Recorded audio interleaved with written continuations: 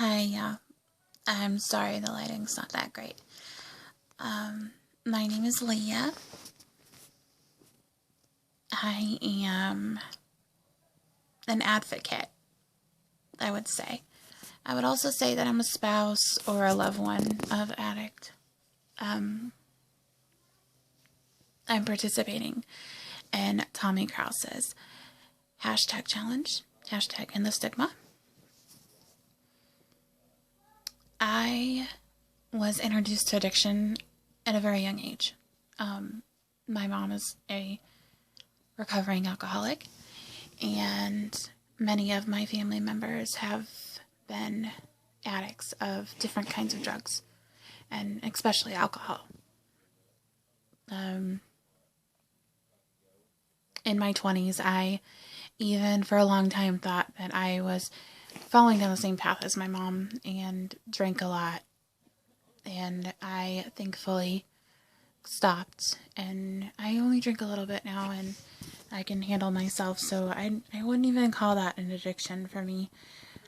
I think that if I would have continued on the path, it could have been. The main reason that I'm an advocate for addiction, though, now is because in 2013, I met and fell in love with a struggling heroin addict. Josh is his name. He has been a struggling addict of pain pills and heroin and all different kinds of drugs since he's been a teenager. Heroin in particular, though, about 8 years ago is when he started. I don't know how to talk about him without becoming emotional.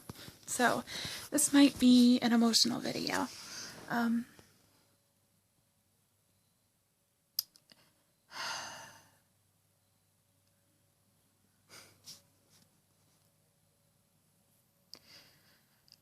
The last 2 years of my life have been an emotional and mental roller coaster. When they say you fall in love with an addict, that it takes over your whole life, they're right, it does. It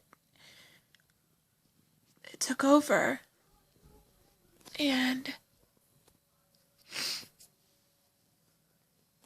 I'm a mom of a 5-year-old little boy who now is scared of the law, and that's because he witnessed my fiance getting handcuffed and taken away by U.S. Marshals in our apartment in January 2014. The first of his incarcerations since we've been together.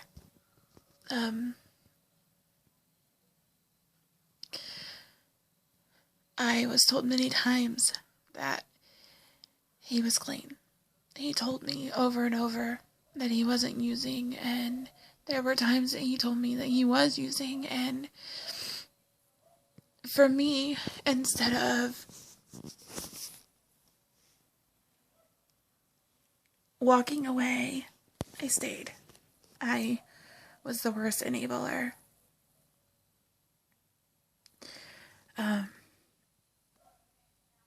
He became my addiction.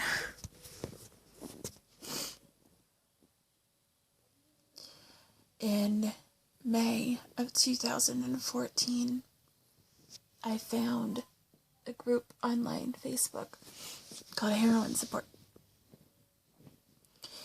And I, for a long time, just watched posts. I didn't respond. I didn't message anyone. I didn't share my story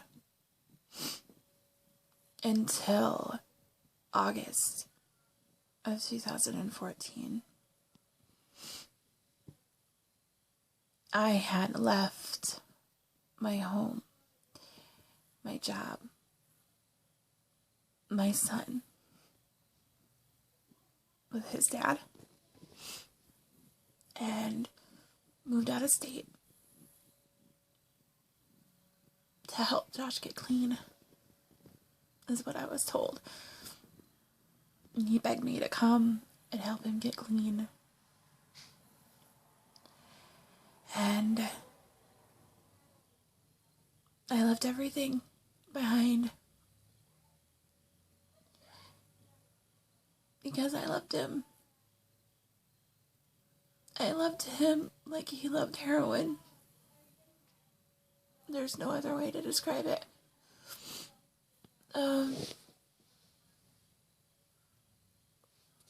In August, I started watching the posts more in heroin support, and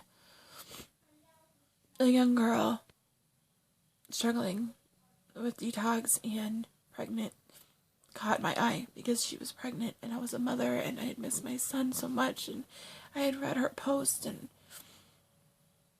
I had to message her. So that was my first message.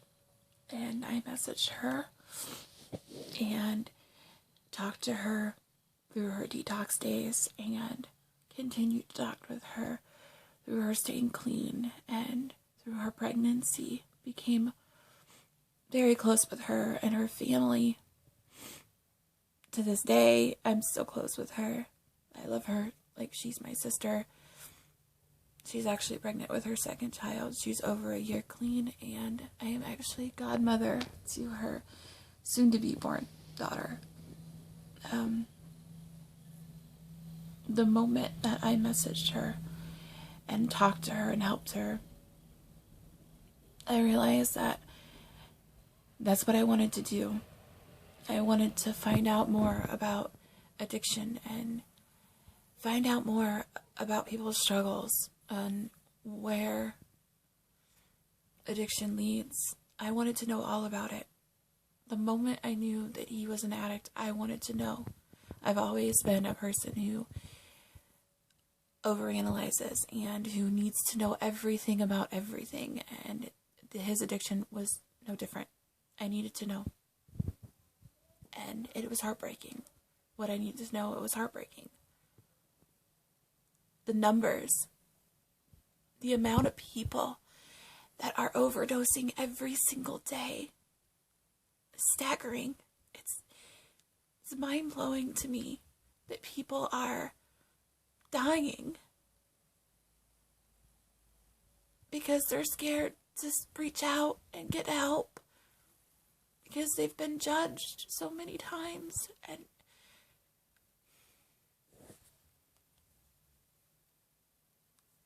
this is me from the heart speaking. I feel so empathetic to everyone struggling with this disease. I've seen it firsthand. I watched it take away the person that I love over and over again. Every time he would relapse, I watched it.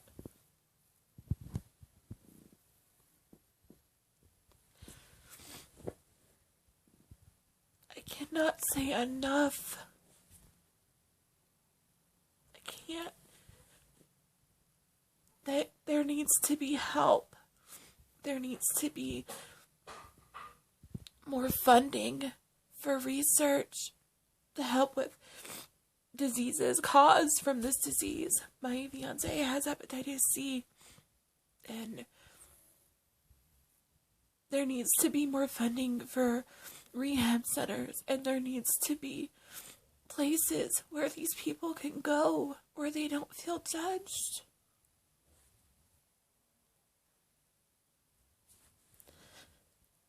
I have met so many people that have worked their way into my heart through my work on We Hate Heroin and my own group that I started last year, Heroes Against Heroin, and many other groups that I'm just a member of.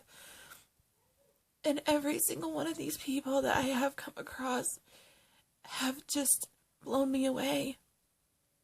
They're amazing people. They just are sick. And they just need people to understand that all they need is people to not judge them and to just give them words of encouragement and to be there for them and just talk to them. They're not asking for anything else. They just need to know that they're not going to be judged for their decisions that they've made. Everyone has a past. Everyone makes bad decisions. I know I did. I'm not perfect. But I have met the most loving and wonderful people who are addicts. That it doesn't change how I feel about them. Their disease, their struggles does not change the person that they are. And that's what needs to be said. This is disease. These people are people. They are someone's mothers. They are someone's children, fathers, aunts, uncles. We have to stop judging them and turning a blind eye because we don't understand. There's no reason for it. There's no reason. If you are a human being and you have a heart, just take 5 minutes out of your day to talk to someone struggling with addiction, and I guarantee it will change your whole life. I guarantee it. It did for me. It did. And every day, I speak to people who are struggling, and every single day, my heart opens up more and more. I will do anything I can to help end the stigma of addiction, help people, raise awareness. There's so many people that need help and so many people who are dying because they don't feel like they can get help without being judged. It can't happen anymore. There's no reason for it. I watched the person I love be homeless, not eat for days,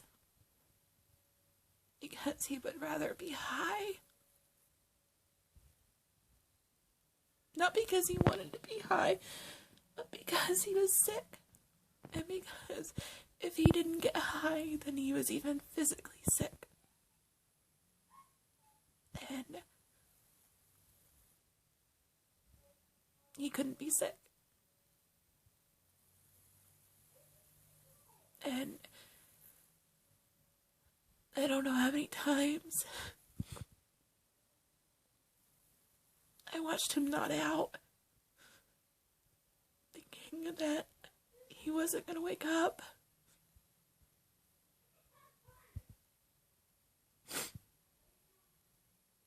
The man I love wrote a "If you don't hear from me" memo in his phone when he was living on the streets of Indianapolis. And it basically told me how much he loved me and how sorry he was to me and his children, and that he wanted to be cremated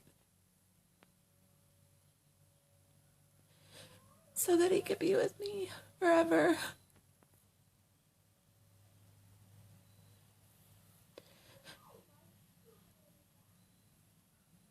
Until you've been through what these people have gone through, you cannot judge them.